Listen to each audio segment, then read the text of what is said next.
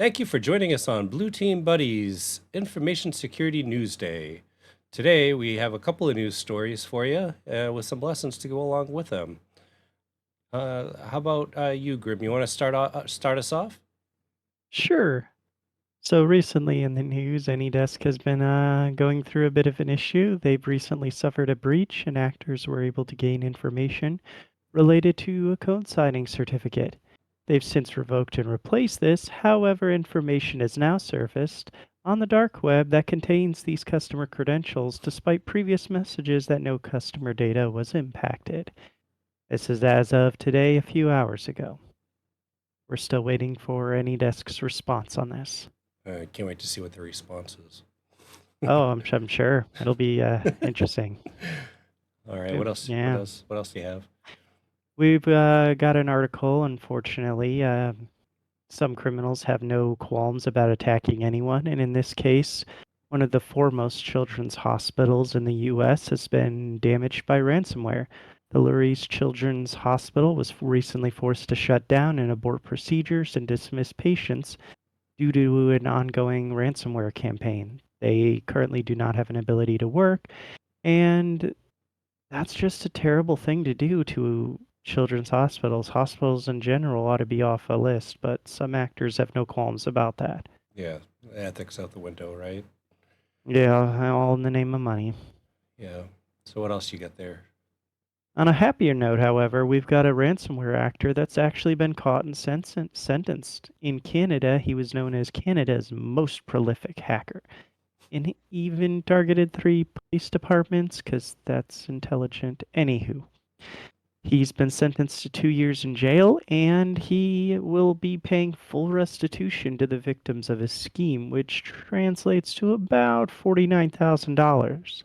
So, win for the good guys. And following that up, there's another great story where Interpol recently finished up an operation that resulted in the arrest of 31 individuals responsible for various cybercrime activities such as phishing, ransomware, etc. The Operation Synergia, I believe is how it's being pronounced, took place across 50 countries, and they were able to take down so far around 70% of the 1,300 identified C2 servers. And finally, we have an investigation report released by AT&T Managed Detection and Response. During one of their client investigations, it was revealed that the customers had received a phishing message from outside their organization via Microsoft Teams. The security team quickly identified and blocked the attack prior to enemy damage. However, just be aware that since 2022, Microsoft has made a change to Teams, which does allow any Teams user to chat with users outside their organization, which of course opens the floodgate for various phishing schemes such as this. There is now a setting within Microsoft 365 for Teams. I don't know if you need to have a specific licensing for it, but I know with P2 licensing, with E5 user licensing, you do have the ability to turn off all guest accounts, all that, and only use maybe connections like a federated, like B2B, Hmm, and things like that, where it doesn't just let anybody message you.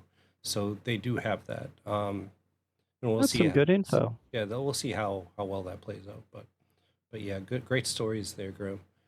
So today I got a few stories, not too many, but one of the big ones that's dear to my heart because I'm kind of an Apple ecosystem here is this Fritz Frog malware returns with log. Sorry, not that one. There's another one coming up that's focused on Apple, but Fritz Frog malware returns with log4 shell twist targeting your internal systems. Patch now and avoid becoming the next victim. Fritz Frog is a Golang-based malware that primarily targets internet-facing servers with weak SSH credentials. Active since around January 2020. If you patch on a regular basis and use strong SSH credentials with certificates, for instance, then you should be in good shape.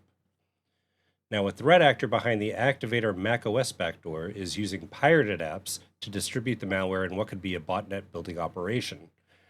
I really just urge you to stay away from pirated software, as most is laden with malware designed to scrape your passwords keen and usually to gain financial gain. And our last story today comes from our friends at Clorox. They have confirmed that a September 2023 cyber attack has so far cost the company $49 million in expenses related to the response to the incident. Turns out Clorox can clean your counters, but they can't clean up their InfoSec program.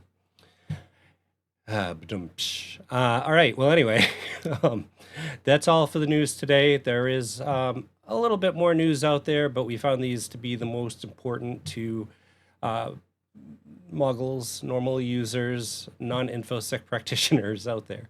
So I hope if you like this, please consider giving us a subscribe, a like, and share this video if you think somebody could benefit from it. Thank you. And make sure to go ahead and comment down below on any news articles you found interesting, anything that you found out in the news. Yeah, yeah, And that's it. remember, guys, don't let the difficulty of cybersecurity stop you from taking control. Share this video, spread awareness, and let's build a community of digital defenders. Well said. And with that, have a great day, all.